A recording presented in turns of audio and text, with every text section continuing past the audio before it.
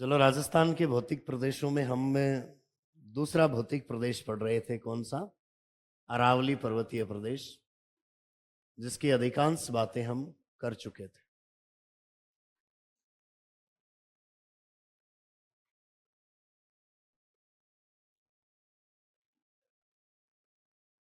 अरावली पर्वतीय प्रदेश की उत्पत्ति, इसका विस्तार, इसकी दिशा, औसत ऊंचाई, किस प्रकार की चट्टानें इसमें हैं, ऐसी कुछ सामान्य जानकारियों के बाद में हमने इसको 3 भागों में बांटा: दक्षिणी अरावली, मध्य अरावली और उत्तरी अरावली। प्रत्येक क्षेत्र में कौन सी मुख्य चोटियां हैं, कौन से मुख्य दर्रे हैं, ऐसी कुछ हमने चर्चाएं की। अरावली पर्वतीय प्रदेश से कई बार आपको एग्जामिनर कोई एनालिसिस करवा के प्रश्न पूछ सकता है, और इस संबंध में हम बात करें तो एग्जामिनर आपको पूछ सकता है, अरावली पर्वत श्रेणी का राजस्थान में निम्न में से कौन सा महत्व है या नहीं है। या आप कह सकते हैं कि राजस्थान पर अरावली पर्वत श्रृंखला का प्रभाव क्या है। इन दोनों बातों को हम मिले जुले रूप में करें। अरावली की दिशा अगर दूसरी होती तो राजस्थान की जलवायु पर क्या प्रभाव पड़ता है, ये बिंदु भी कई बार पूछा जाता है। तो सबसे पहली बात तो इसके महत्व की यदि हम करें, अरावली पर्वत श्रेणी का राजस्थान में क्या महत्व है, तो क्या क्या चीज़ें हमें अरावली से प्राप्त होती हैं। देखो, नुकसान तो मेरे को पता है। अगर ये अरावली नहीं होती तो इतनी सारी पर्वत चोटियों के नाम याद करने की ज़रूरत नहीं होती। तो सबसे बड़ी समस्या तो पढ़ाई में है अरावली को लेकर। अगर अरावली नहीं होती, राजस्थान का अधिकांश भाग मैदानी होता, तो हमें इतने ज़्यादा भौतिक प्रदेश पढ़ने की ज़रूरत नहीं थी। ये तो नुकसान है। अब फायदे क्या क्या हो सकते हैं वो आपको सोचने। ऐसा भी नहीं है कि आपको कहीं से याद करने हैं, रटने हैं। आप यदि इस बिंदु पर थोड़ा सा ऐसे मनन करोगे कि अरावली से राजस्थान को क्या फ़ायदा हो सकता है, तो आपके सामने वो सारी बातें आ जाएंगी। जैसे क्या क्या महत्व है। पहली बात आई है कि मरुस्थल के विस्तार को रोकती है।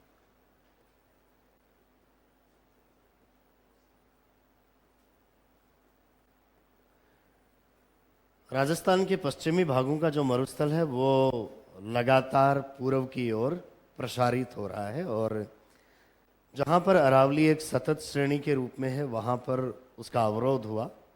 लेकिन अरावली में जहाँ जहाँ गैप हैं उनमें से होकर ये मरुस्थल आगे तक शिफ्ट हो रहा है। राजस्थान के बाहर ये हरियाणा और उत्तर प्रदेश तक पहुँच भी चुका है। लेकिन कुल मिलाकर इसके पूर्वी विस्तार पर कुछ रोक लगाई गई है। किसके द्वारा? अरावली के द्वारा। और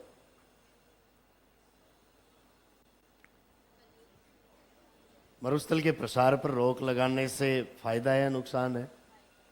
हाँ, फायदा है। मरुस्थल नहीं चाहिए हमें, है? चाहिए।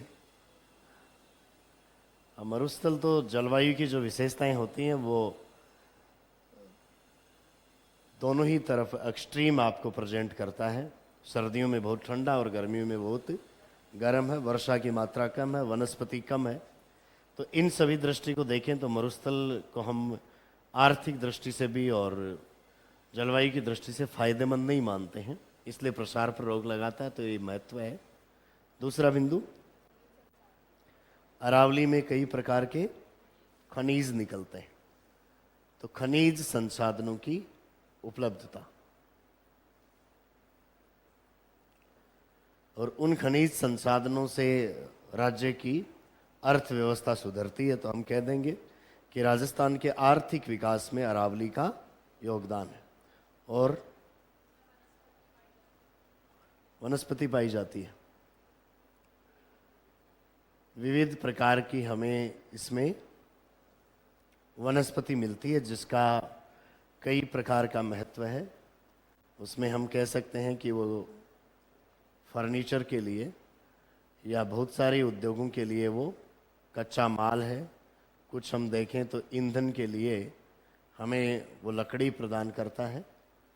ऐसे कई फायदे हमें अरावली से प्राप्त होने वाली वनस्पति से। और कई जड़ी बूटियां भी मिलती हैं जिनसे हम दवाइयों का निर्माण करते हैं, तो औषधियों के निर्माण में भी फायदा है। और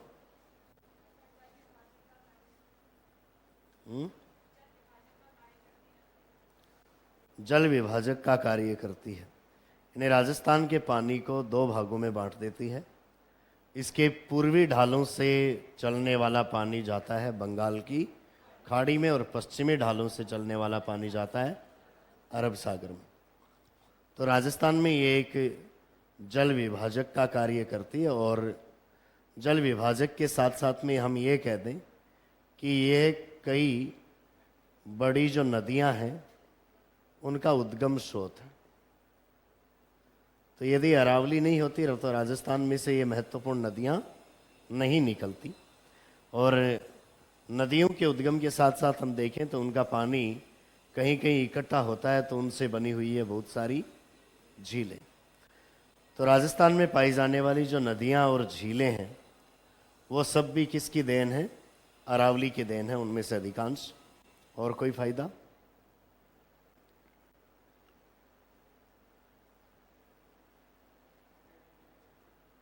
हाँ, पर्यटन। हाँ, अरावली की जो पहाड़ियां हैं वो पर्यटन स्थलों के रूप में जानी जाती हैं, और कई दूसरे भागों से लोग इन पर्वतीय प्रदेशों में आते हैं। तो राजस्थान के पर्यटन उद्योग का विकास इसके कारण हुआ है। बहुत सारे लोग माउंट आबू पहुंचते हैं, और सीकर के कुछ लोग हर्ष तक भी पहुंचते हैं। तो अरावली की ये पहाड़ियाँ पर्यटन स्थलों के रूप में भी विकसित हुई हैं। और कोई फायदा?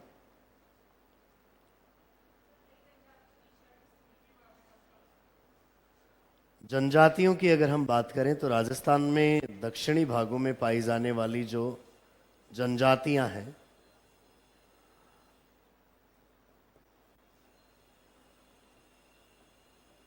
उनका हम आर्थिक विकास का आधार अगर देखें तो वो क्या है?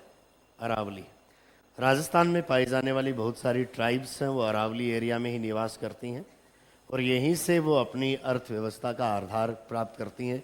चाहे वो शिकार कर रहे हों, चाहे वो जंगलों से अपने उपयोग की वस्तुएं एकत्रित करके अपना जीवन यापन कर रहे हो। तो जनजातीय जीवन को अरावली का फायदा है।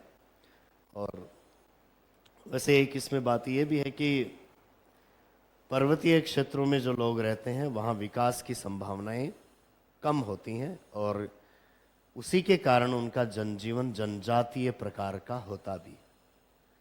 तो ये जनजातियों को उनके विकास में सहायता तो प्रदान कर रही है, लेकिन जनजातीय जीवन के लिए भी कहीं ना कहीं पर्वतीय क्षेत्र उत्तरदायी होते हैं।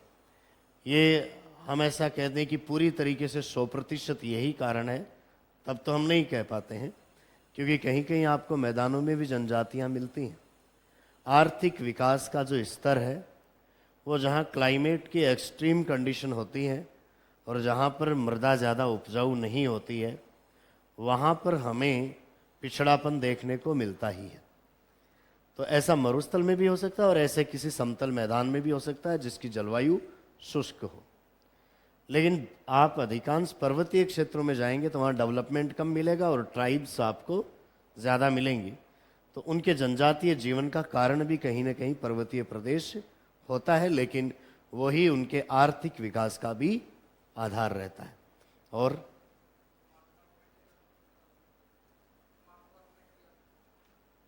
क्या बताया? रॉ मटेरियल किसका? इमारतों का। हाँ, हम कहते हैं कि भवन निर्माण के लिए आपको जो, वैसे तो खनन में आ चुकी है बात, लेकिन भवन निर्माण की जो सामग्री है वो बहुत सारी हम अरावली से प्राप्त करते हैं। बड़ी मात्रा में हम अरावली से जो सैंड स्टोन का टाइप है, चेजा पत्थर, वो भी निकालते हैं। इसके अरावली के अलावा भी मिलता है हालांकि। और इससे निकलने वाली नदियों की घाटियों से हम बजरी का भी खूब खनन कर लेते हैं, जिस पर रोक भी लगाई हुई है। तो इन चीज़ों पर भवन निर्माण की सामग्री एकत्रित करने पर रोक तो है, लेकिन फिर भी हम प्राप्त कर लेते हैं, तो फ़ायदा तो ही रहा है। और कोई फ़ायदा भी है क्या? हाँ? इस एरिया में रहने वाले जो वन्य जीव हैं,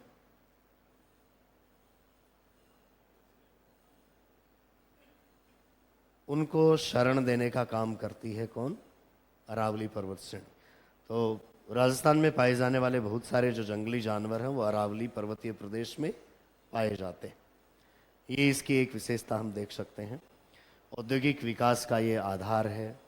ये खनन के रूप में भी वैसे बात हो गई है, लेकिन इन सभी चीज़ों को हम जोड़ें तो हम अलग से भी एक पॉइंट कह सकते हैं कि राजस्थान के औद्योगिक विकास हेतु ये है या आर्थिक विकास हेतु उत्तरदायी है। पर्याप्त है या और भी है कुछ फायदे?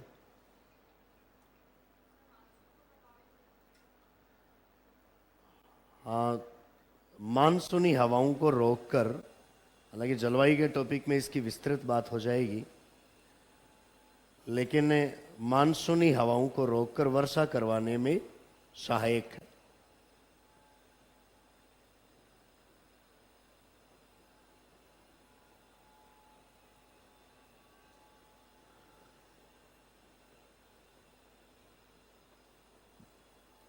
ये काम वैसे अरावली करवाती ज़्यादातर दक्षिणी पूर्वी राजस्थान में ही है। बंगाल की खाड़ी की शाखा को रोककर दक्षिणी पूर्वी राजस्थान में अच्छी वर्षा करवा देती है, लेकिन इसकी जो दिशा है वो यदि दूसरी होती तो ये पश्चिमी राजस्थान को भी हरा भरा बना सकती थी या आर्द्र जलवायु वाला बना सकती थी। तो ये मुख्यतः कुछ एक ऐसे पॉइंट हैं जो अरावली के महत्व के अंतर्गत गिने जा सकते हैं। आपको अरावली पर्वतीय प्रदेश की महत्वपूर्ण विशेषताएं या एनालिसिस करवाते हुए एग्जामिनर आपको ये बात कर ले कि अरावली के संबंध में निम्न में से कौन सा कथन गलत है या कौन कौन से कथन सही है, तो इनमें से किसी भी एक कथन को उल्टा दे सकता है, बाकी कथनों को वो सीधा दे सकता है। जैसे यहाँ पर ये कथन उसने दे दिया कि ये मरुस्थल का प्रसार होने में सहायता करती है, तो ये कथन उल्टा हो गया, गलत हो गया। मरुस्थल के प्रसार पर ये रोक लगाने का काम करती है। तो किसी भी महत्व को उल्टा लिखकर या चार कथनों में से वो आपको एक सत्य कथन का चुनाव करवा सकते हैं। तो लिखिए अगला बिंदु, अरावली की यह अंतिम बात है। अरावली पर्वतीय प्रदेश का महत्व।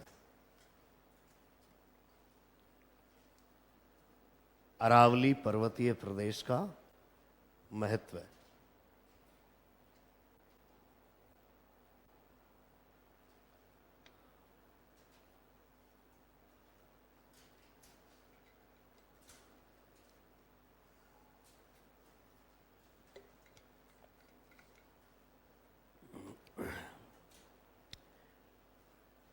पहला बिंदु लिखिए, मरुस्थल के पूर्व की ओर प्रसार पर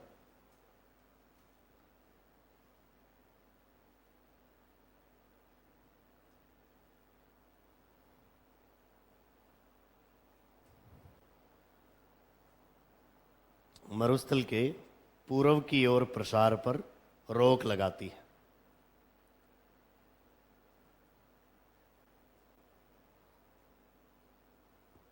दूसरा बिंदु लिखिए, कई प्रकार के खनिज संसाधनों की प्राप्ति होती है।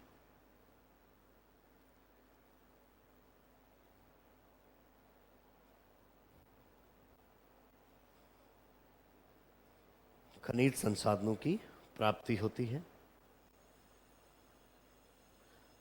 नेक्स्ट लिखिए, विविध प्रकार की वनस्पति मिलती है।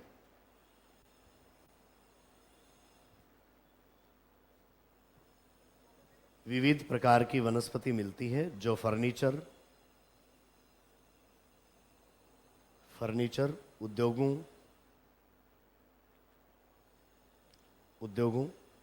ईंधन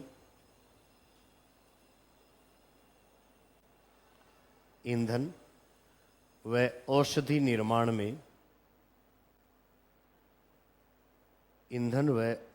निर्माण में प्रयुक्त होती है।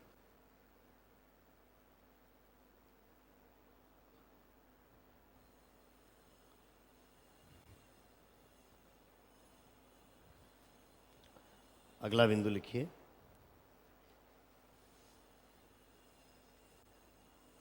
जल विभाजक का कार्य करती है।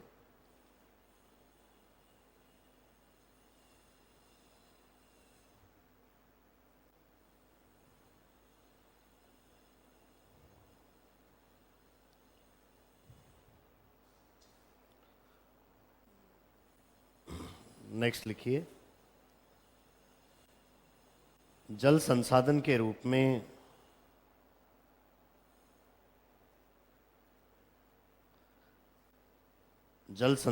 रूप में कई नदियों के उद्गम व झीलों के निर्माण हेतु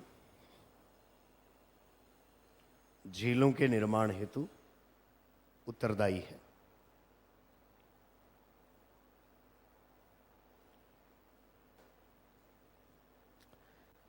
नेक्स्ट लिखिए, पर्यटन उद्योग का विकास।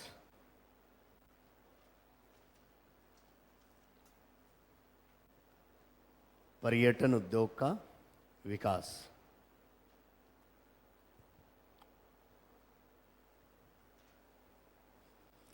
अगला लिखिए, जनजातीय जीवन को आर्थिक आधार प्रदान करती है।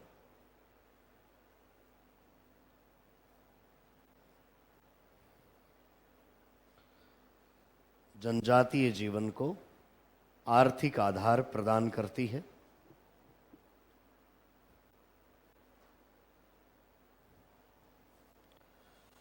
नेक्स्ट लिखिए, भवन निर्माण सामग्री प्राप्त होती है।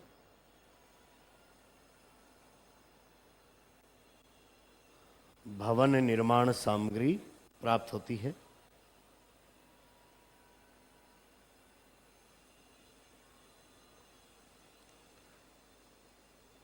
नेक्स्ट पॉइंट लिखिए, वन्य जीवों की शरण स्थली है।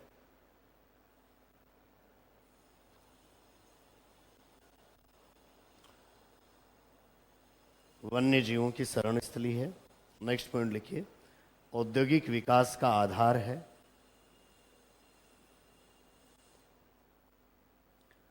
औद्योगिक विकास का आधार है।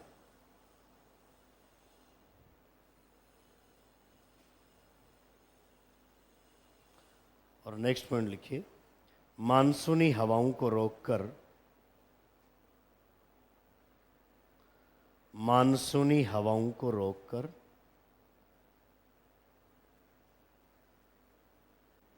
वर्षा करवाने में सहायक। मानसूनी हवाओं को रोककर वर्षा करवाने में सहायक।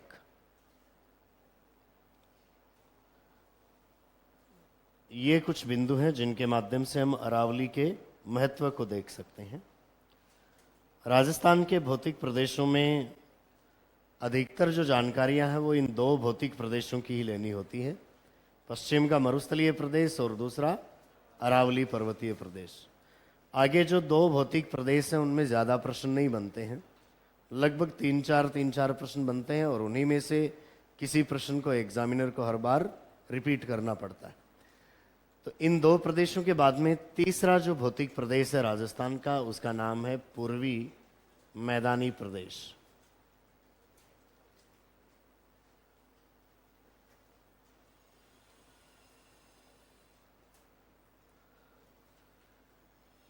राजस्थान के पूर्वी मैदानी प्रदेश का यदि हम विस्तार देखें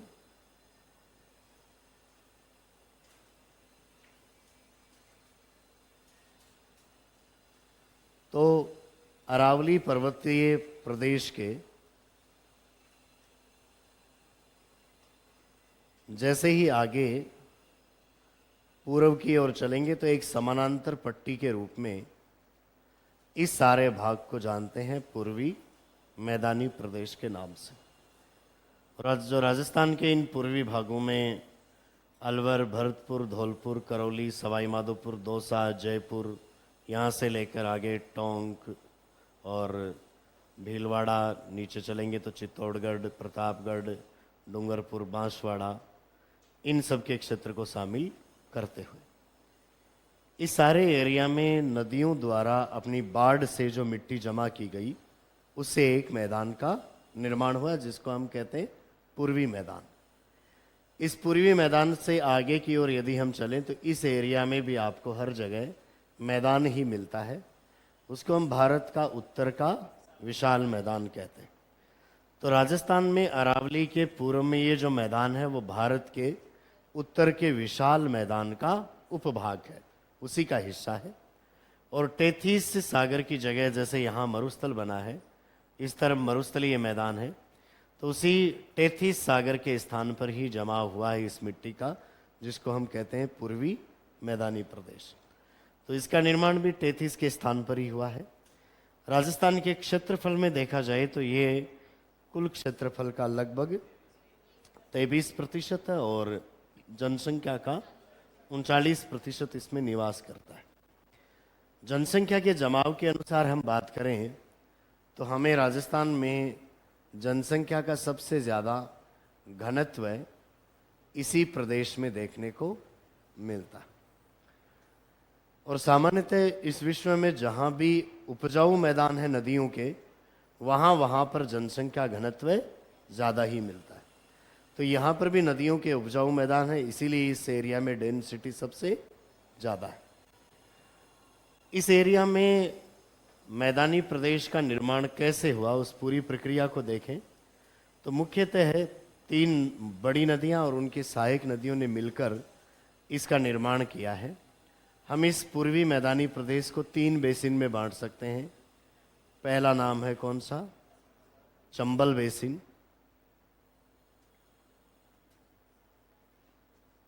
दूसरा एरिया है इसका वो है बनास बाणगंगा बेसिन।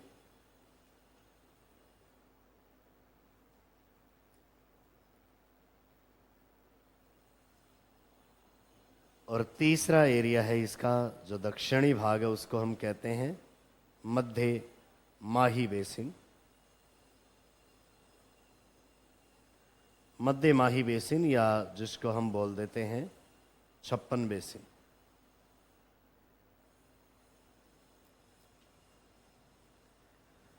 तो राजस्थान का ये जो पूर्वी मैदानी प्रदेश है, ये राजस्थान के पूर्वी भागों से लेकर राजस्थान के दक्षिणी भागों तक अरावली के समानांतर एक पट्टी के रूप में फैला हुआ है।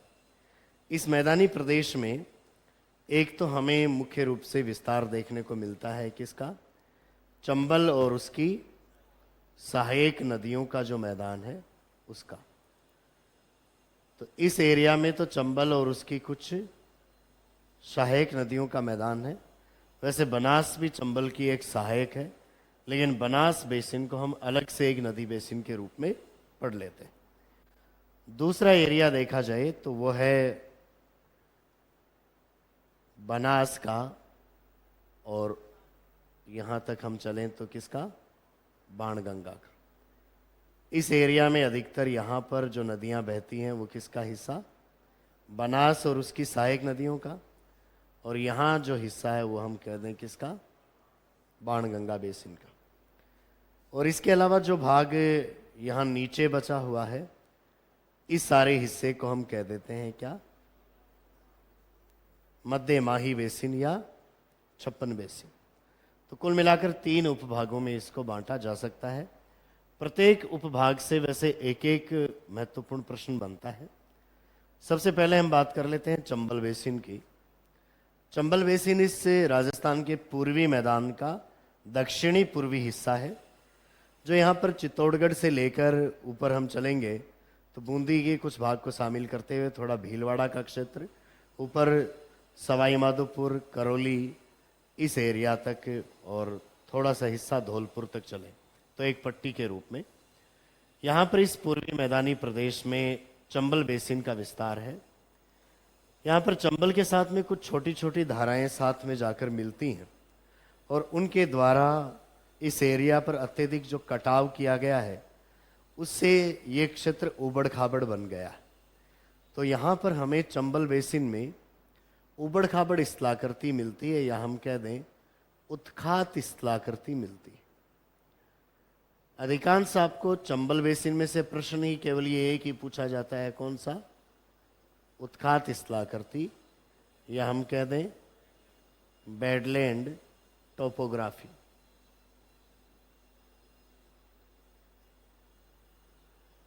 प्रश्न आता है, राजस्थान के कौन से भाग में उत्खात स्थलाकृति या बेडलैंड टोपोग्राफी पाई जाती है? तो पूर्वी मैदानी प्रदेश में, और पूर्वी मैदानी प्रदेश में भी कौन से नदी बेसिन में? चंबल नदी बेसिन में, जहां पर चंबल और उसकी कुछ सहायक नदियां हैं, उनके द्वारा जो वर्षा जल का कटाव होता है, उससे आप देखेंगे कि कुछ गहरे खड्ड पड़ गए हैं, नालियां पड़ गई हैं। इस तरीके के अपर्दन को हम कहते हैं नाली अपर्दन। क्या बोलते हैं? नाली अपर्दन, या नाम आ जाए क्या? अवनाली का, अवनाली का अपर्दन, क्या नाम आ जाए? गली, गली इरोजन।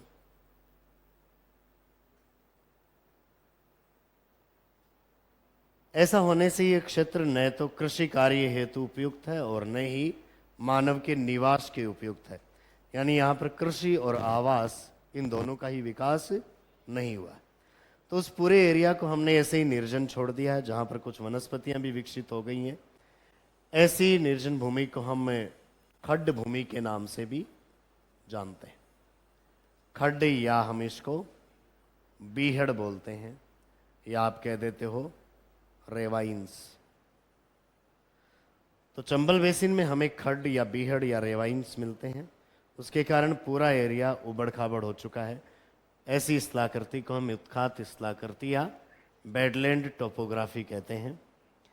ऐसी बेडलैंड टोपोग्राफी का अधिकांश विस्तार चंबल बेसिन में है, लेकिन उसके अलावा भी आपको अरावली के पर्वतपदीय क्षेत्रों में कहीं कहीं ऐसी बेडलैंड टोपोग्राफी दिख जाती है।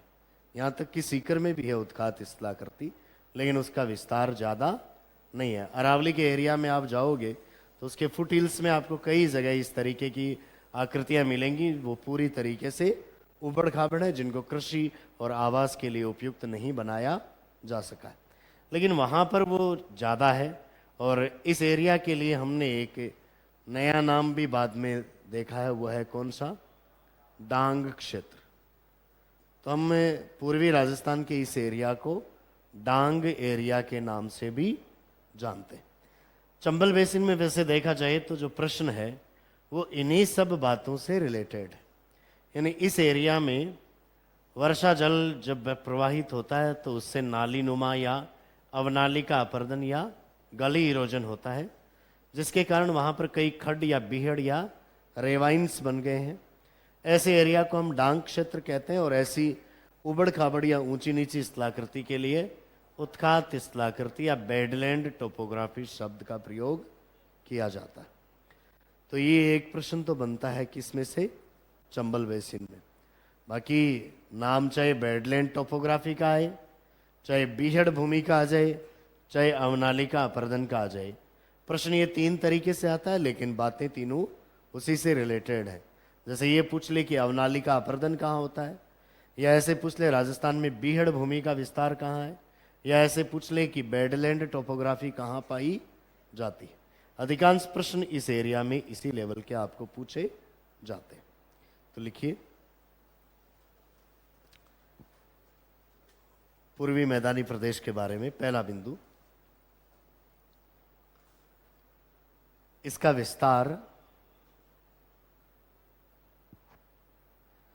विस्तार अरावली के पूर्वी भाग में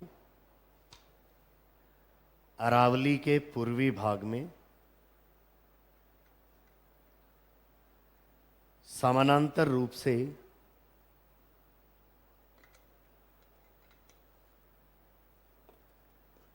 अरावली के पूर्वी भाग में समानांतर रूप से राजस्थान के पूर्वी जिलों से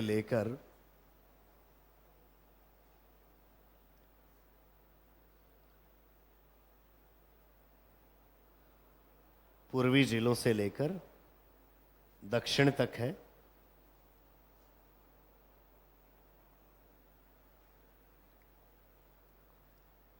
पूर्वी जिलों से लेकर दक्षिण तक है।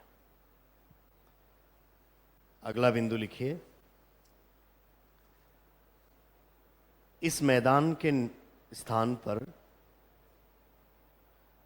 इस मैदान के स्थान पर पहले टेथिस सागर का विस्तार था।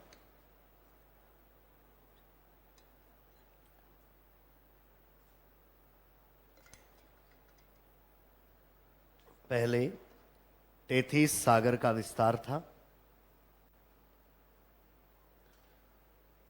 तथा उसके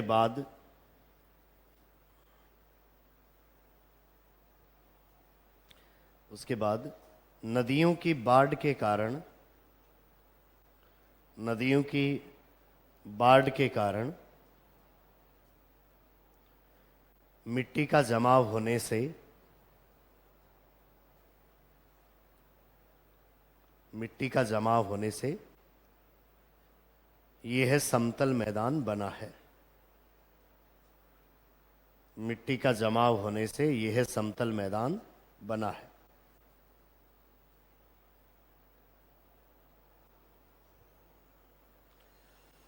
अब बाढ़ से जो मैदान निर्मित होता है उसको हमें बाढ़कृत मैदान, या उसके साथ जो मिट्टी आती है वो कैसी होती है? जलोढ़। जो जल के साथ आई वो क्या है? जलोढ़। और जलोढ़ का जहाँ पर जमाव होता है वो होती है कैसी? उपजाऊ। तो बाढ़ के कारण जलोढ़ मृदा का जमाव होने से ये मैदान कैसा है? उपजाऊ है। देखिए, जलोढ़ मृदा का जमाव होने से, जलोढ़ मृदा का जमाव होने से यह मैदान, यह मैदान उपजाऊ है।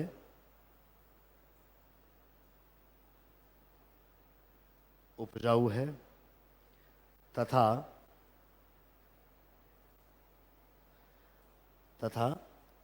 राज्य में सर्वाधिक जनसंख्या घनत्व, राज्य में सर्वाधिक जनसंख्या घनत्व इसी मैदान में पाया जाता है। राज्य में सर्वाधिक जनसंख्या घनत्व इसी मैदान में पाया जाता है।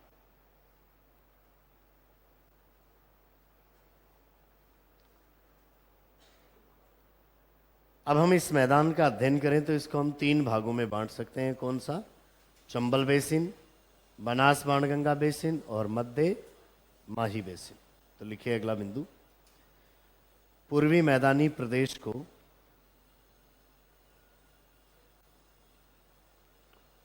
पूर्वी मैदानी प्रदेश को 3 उपभागों में बांटा गया है।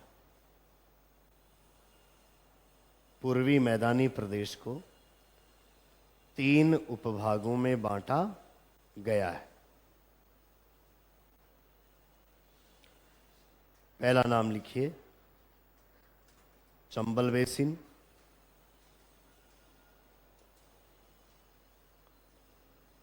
दूसरा, बनास बाणगंगा बेसिन।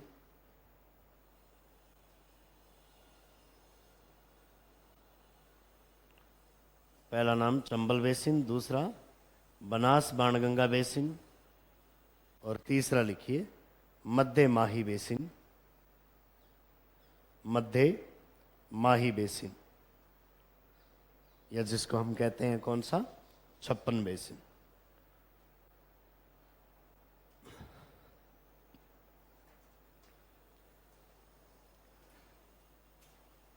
अब इन तीनों में से पहला हेडिंग डाल लीजिए, चंबल बेसिन।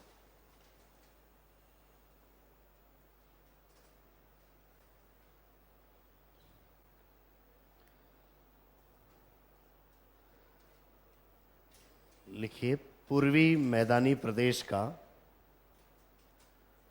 पूर्वी मैदानी प्रदेश का दक्षिणी पूर्वी भाग,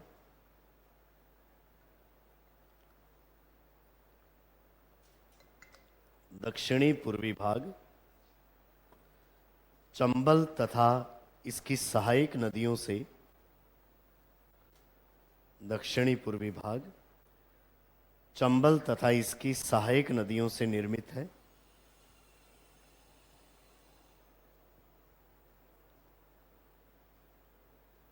चंबल तथा इसकी सहायक नदियों से निर्मित है,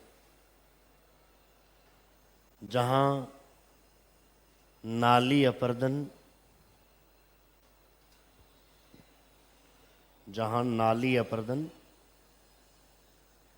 या हम कह सकते हैं क्या, या अवनाली का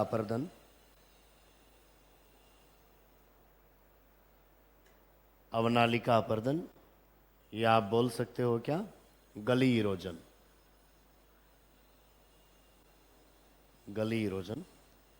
की समस्या सर्वाधिक है।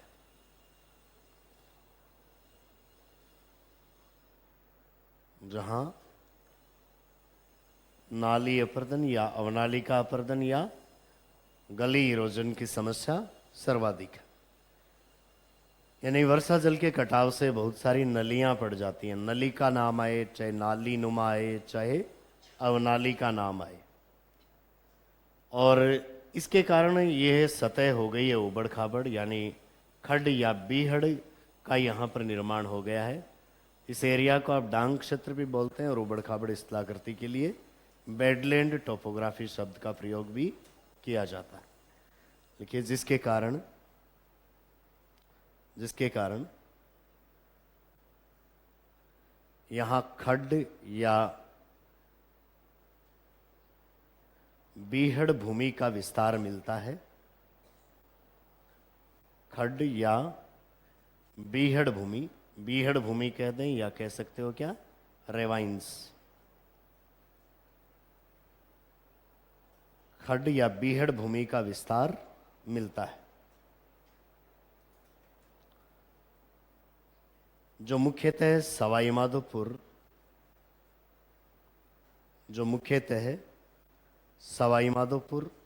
करौली व धौलपुर जिलों में है।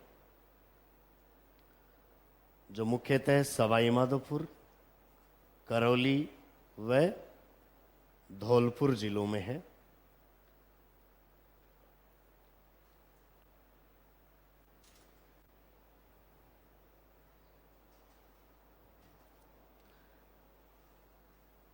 इस क्षेत्र को डांग क्षेत्र के नाम से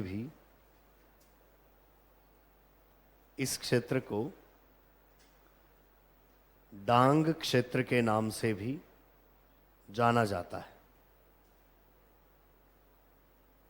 इस क्षेत्र को डांग क्षेत्र के नाम से भी जाना जाता है।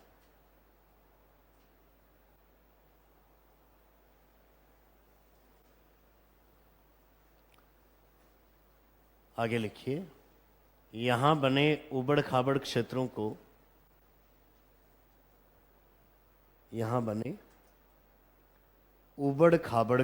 को उत्खात स्थलाकृति, उबड़ खाबड़ क्षेत्रों को उत्खात स्थलाकृति या बेडलैंड टोपोग्राफी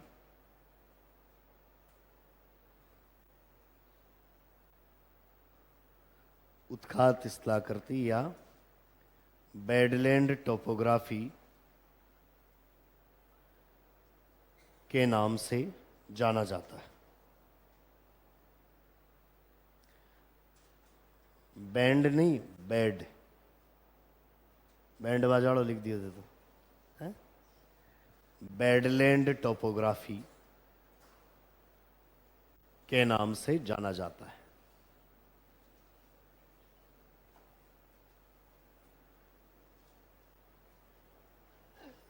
तो चंबल बेसिन में ये एक ही प्रश्न है, इसी से ही रिलेटेड ये 2-3 बातें पूछी जाती हैं। इसके अलावा चंबल बेसिन पर और कोई विशेष प्रश्न आपके नहीं बनेगा। चंबल बेसिन के बाद में अगली बात हम कर सकते हैं, वो है कौन सा, बनास बाणगंगा बेसिन। तो पूर्वी मैदान में इस बनास बाणगंगा बेसिन का विस्तार काफ़ी ज़्यादा एरिया में है। दक्षिण से हम लेकर चलें तो कुछ एक उदयपुर, राजसमंद और उससे ऊपर फिर भीलवाड़ा, यहाँ पर टोंक, ऊपर जयपुर, दौसा, अलवर, भरतपुर, करौली, इस पूरे एरिया को शामिल करते हुए हम बोलते हैं क्या नाम, बनास बाणगंगा बेसिन, जिसमें अधिकांश ये निचला हिस्सा तो है बनास और उसकी सहायक नदियों से निर्मित, और इसका ऊपरी भाग जो पूर्व की तरफ है वो है किसके द्वारा, बाणगंगा और उसकी सहायक नदियों से निर्मित है। विशेषकर बाणगंगा बेसिन का विस्तार जयपुर, दौसा, भरतपुर, अलवर इस एरिया में आपको मिलता है, और कुछ एक धौलपुर, करौली में। बनास बेसिन का विस्तार यहाँ पर दक्षिण में राजसमंद, कुछ एक हिस्सा उदयपुर, चित्तौड़गढ़ का इसका शामिल करते हुए ऊपर भीलवाड़ा का, फिर दक्षिणी अजमेर, टोंक और सवाई माधोपुर तक का हिस्सा इसमें शामिल है। हम इस बनास बाणगंगा बेसिन की पश्चिम में सीमा देखें तो इस तरफ इसको अरावली सीमांकित करती है, और उत्तर में इस तरफ 50 सेंटीमीटर की समवर्षा रेखा इसको सीमांकित करती है। यानी इस एरिया में वार्षिक वर्षा की मात्रा 50 सेंटीमीटर से ज़्यादा ही होती है। इस पूर्वी मैदानी प्रदेश के सबसे बड़े उपभाग बनास बाणगंगा बेसिन को भी हम दो भागों में बांट लेते हैं। जो इसका दक्षिणी भाग है इसको तो हम कहते हैं मेवाड़ का मैदान, और इसका उत्तरी भाग है उसको हम कह देते हैं मालपुरा करौली का मैदान। इधर वाले हिस्से को तो कहते हैं क्या, मेवाड़ का मैदान, और इसका जो उत्तरी भाग है इसका नाम है क्या, मालपुरा करौली का मैदान।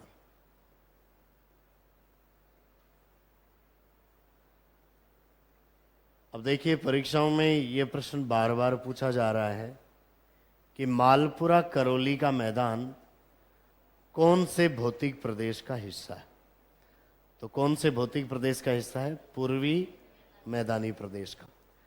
दूसरा, एग्जामिनर पिछले दिनों एक परीक्षा में ये भी पूछ चुका है कि मालपुरा करौली का मैदान कौन से बेसिन का हिस्सा है, चंबल बेसिन, बनास बेसिन, माही बेसिन, इस तरीके से भी प्रश्न आया है। तो किसका है, बनास बेसिन का हिस्सा है। या हम कहते हैं जो ऊपरी भाग है इसका बनास बाणगंगा बेसिन का, उसको हम मालपुरा करौली मैदान के नाम से जानते हैं। एक बार ऐसा प्रश्न भी पूछा गया है कि बनास बेसिन के दक्षिणी भाग को किस नाम से जाना जाता है। तो किस नाम से, मेवाड़ के मैदान के नाम से जाना जाता है। यहाँ ये जो मेवाड़ का मैदान है इसमें एक स्थलाकृतिक विशेषता का प्रश्न आपको और पूछा जाता है। इस मेवाड़ के मैदान में हम चलेंगे तो जहाँ ये अरावली पर्वत श्रेणी पूरी होती है उसके सामने ये मैदान है, और पर्वत के जस्ट आगे जो भी भाग होता है, चाहे मैदानी हो, चाहे पठारी हो, चाहे किसी भी प्रकार का हो, उसको हम पर्वतपदीय भाग या गिरिपाद, या उसको हम बोलते हैं पीडमांट। क्या बोलते हैं, पीडमांट। तो पीडमांट एरिया कौन सा है, जो पर्वत के अग्रभाग वाला है। यहाँ अरावली श्रेणी है, इस पूरे एरिया में आप देखेंगे तो ये है अरावली पर्वत श्रेणी, और अरावली का आगे का ये जो पीडमांट है ये यहाँ पर मेवाड़ के मैदान में देवगढ़ के आसपास टीले नुमा है। यानी पर्वत के जस्ट आगे के भाग में क्या पाए जाते हैं, टीले नुमा स्थलाकृति पाई जाती है। पश्चिम में तो टीले नुमा स्थलाकृति इस मरुस्थल में है ही, लेकिन पूर्व में पर्वतपदीय भाग में यहाँ मेवाड़ के मैदान में, विशेषकर देवगढ़ के आसपास आप बात करेंगे तो जो पीडमांट है या गिरिपदीय मैदान है वो कैसा है, टीले नुमा है। अब परीक्षा में प्रश्न पूछा गया कि राजस्थान में टीले नुमा पीडमांट मैदान कहाँ पाया जाता है, या कहते हैं टीले नुमा पर्वतपदीय मैदान कहाँ पाया जाता है। तो टीले नुमा पर्वतपदीय मैदान कहाँ है, मेवाड़ के मैदान में है, और वो भी विशेषकर कहाँ पर, देवगढ़ के आसपास। ये प्रश्न इसमें से पूछा जा रहा है। बाकी मालपुरा करौली के मैदान पर और किसी अलग विशेषता का प्रश्न नहीं बनकर केवल इसकी अवस्थिति की या इसकी लोकेशन का ही प्रश्न किया जा रहा है कि किस एरिया को यह समाहित करता है। तो चंबल बेसिन के बाद में दूसरे हिस्से की बात अब लिखिए। लिखिए बनास बाणगंगा बेसिन। बनास बाणगंगा बेसिन।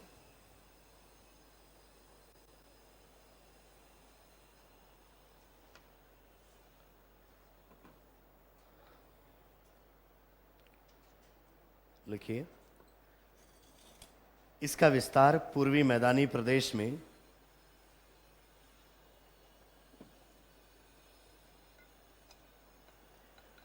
इसका विस्तार पूर्वी मैदानी प्रदेश में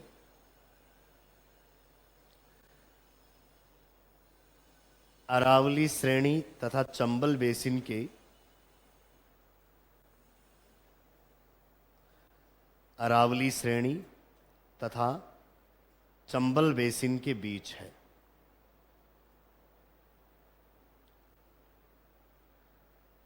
अरावली श्रेणी तथा चंबल बेसिन के बीच है, जिसमें बनास बाणगंगा व इनकी सहायक नदियों द्वारा बनास बाणगंगा व इनकी सहायक नदियों द्वारा मैदान का निर्माण किया गया है।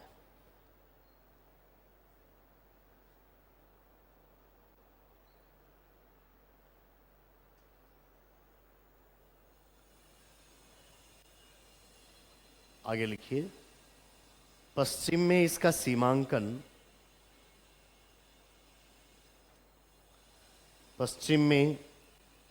सीमांकन अरावली पर्वत श्रेणी द्वारा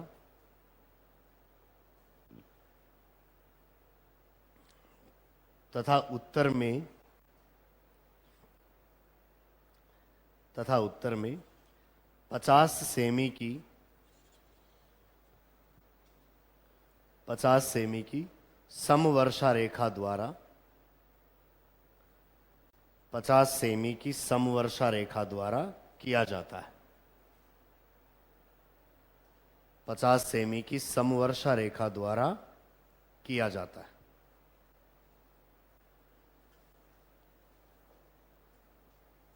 इसमें भी हम देखें तो इसका पूर्वी भाग है वो बाणगंगा बेसिन के रूप में है, और शेष भाग है वो किसके रूप में है? बनास नदी के बेसिन के रूप में। लिखिए इस बेसिन का पूर्वी भाग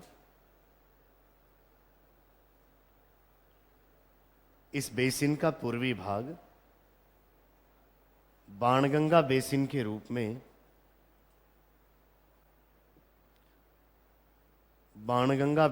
रूप में जाना जाता है।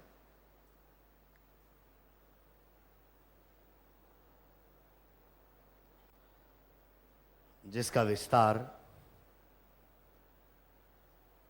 विस्तार जयपुर दौसा अलवर व भरतपुर जिलों में है। जयपुर दौसा अलवर व भरतपुर जिलों में है।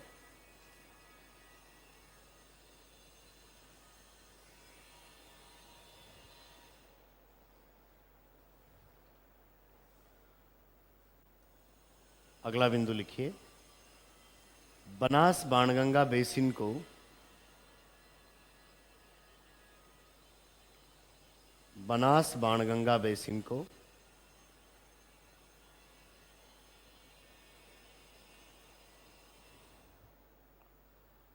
दो उपभागों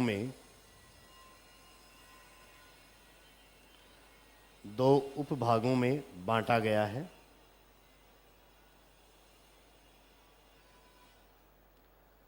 दो उपभागों में बांटा गया है। पहला नाम लिखिए मेवाड़ का मैदान। मेवाड़ का मैदान।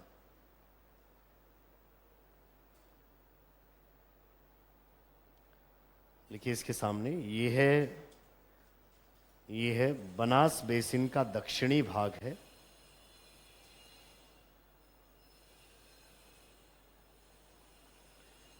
ये है बनास बेसिन का दक्षिणी भाग है।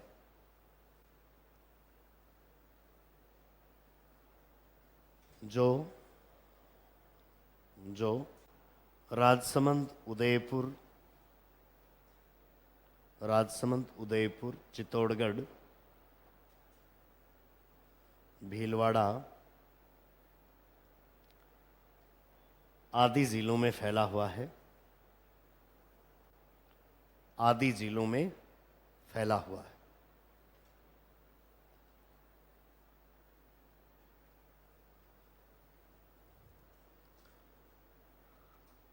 आगे लिखिए। इस मैदान में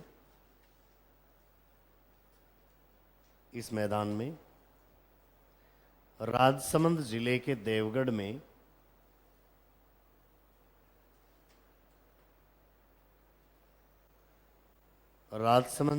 देवगढ़ में टीलेनुमा पीडमांट मैदान, देवगढ़ में टीलेनुमा पीडमांट मैदान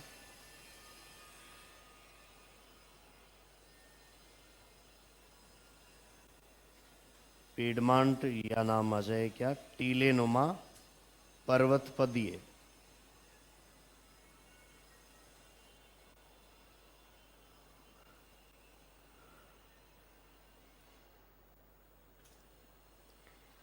टीलेनुमा पीडमांट मैदान पाया जाता है। टीलेनुमा पीडमांट मैदान पाया जाता है।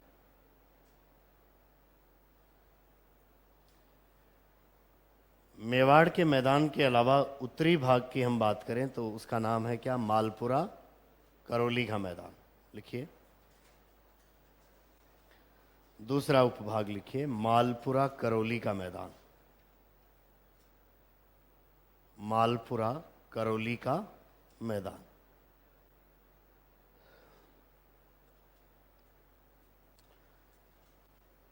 लिखिए यह है बनास बेसिन का, यह है बनास बेसिन का उत्तरी भाग है।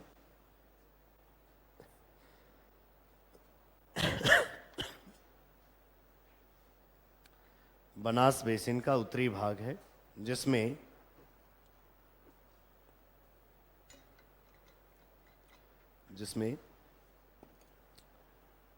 टोंक,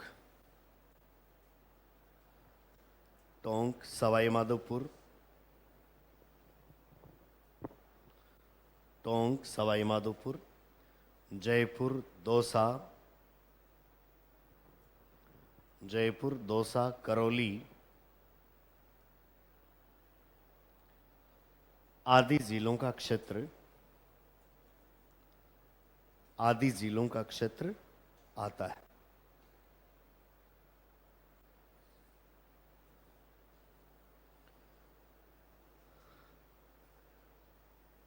इसके अलावा मालपुरा करौली मैदान में और कोई विशेष तथ्य एग्जाम में नहीं पूछे जा रहे। राजस्थान के इस पूर्वी मैदानी प्रदेश में चंबल और बनास बेसिन के बाद में जो तीसरा हिस्सा है, जो इस मैदान का सबसे दक्षिणी भाग बनाता है, उसको हम कहते हैं मध्य माही बेसिन। क्योंकि इस एरिया में इधर से माही नदी का अपवाह होता है, और माही नदी में हम देखें तो उसका एक भाग तो राजस्थान में आने से पहले इस तरफ रह गया, एक भाग जहाँ आगे है, और ये जो एरिया दक्षिणी राजस्थान में शामिल है, ये माही नदी का मध्यवर्ती भाग है। तो ये उसका प्रारंभिक बेसिन, ये अंतिम बेसिन, और ये माही का कौन सा है? बीच वाला बेसिन। मध्य माही बेसिन का विस्तार राजस्थान के दक्षिणी भागों में, यहाँ प्रतापगढ़, बांसवाड़ा, डूंगरपुर, दक्षिणी उदयपुर, इन जिलों में हमें देखने को मिलता है, जहाँ पर माही और उसकी सहायक नदियाँ जैसे इस तरफ से सोम, जाखम ये सब आती हैं, उनके द्वारा अपवाहित क्षेत्र है। इस मध्य माही बेसिन में हमें कुछ उपनाम भी मिलते हैं, जैसे इस एरिया को हम कहते हैं वागड़, या इसको कांठल के नाम से भी जाना जाता है। इस एरिया में विशेषकर प्रतापगढ़ से लेकर बांसवाड़ा के बीच में नदी नालों का जो समूह है वो ऐसा माना जाता है कि संख्या में 56 है, इसलिए इस एरिया को 56 के मैदान के नाम से जाना जाता है। वहीं दूसरी तरफ कुछ विद्वानों का तर्क ये है कि इस एरिया में 56 गांव हैं, इसलिए इसको 56 का मैदान कहा जाता है। हालांकि जिसने नाम रखा 56 का मैदान, उससे अपनी बात नहीं हो पाई, तो वास्तविक कारण क्या था इसको लेकर दो प्रकार के मत प्रचलित हैं। आप चाहें जिसको फॉलो कर सकते हैं वैसे, लेकिन हम भौगोलिक अर्थ में बात करते हैं तो ज़्यादातर यही बोलते हैं कि इस एरिया में नदियाँ, उनकी सहायक नदियाँ, छोटे नाले, ये कुल मिलाकर संख्या में कितने हैं? 56। इस एरिया को 56 बेसिन के नाम से ही जाना जाता है। तो लिखिए अगला बिंदु, मध्य माही बेसिन।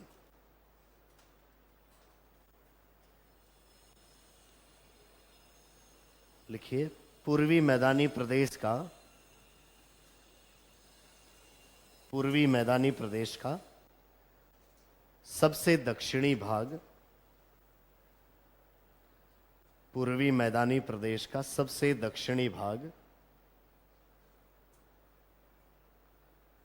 माही तथा इसकी सहायक नदियों से, माही तथा इसकी सहायक नदियों से निर्मित है।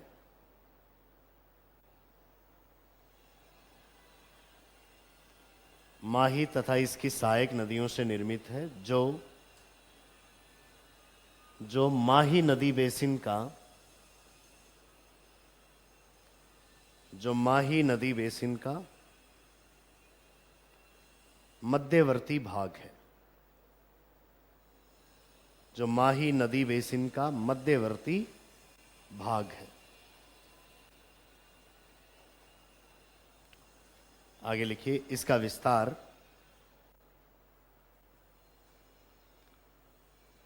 इसका विस्तार प्रतापगढ़, दक्षिणी उदयपुर, प्रतापगढ़, दक्षिणी उदयपुर, डूंगरपुर व बांसवाड़ा में है।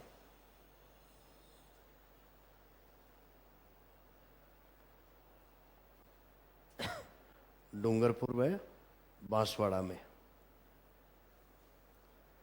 आगे लिखिए इस क्षेत्र को वागड़,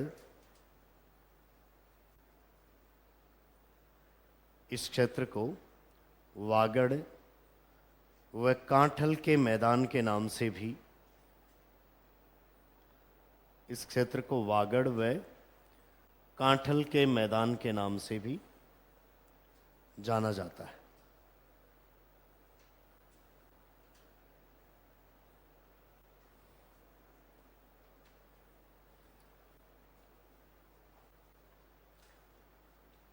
आगे लिखिए इस बेसिन में प्रतापगढ़ से बांसवाड़ा के बीच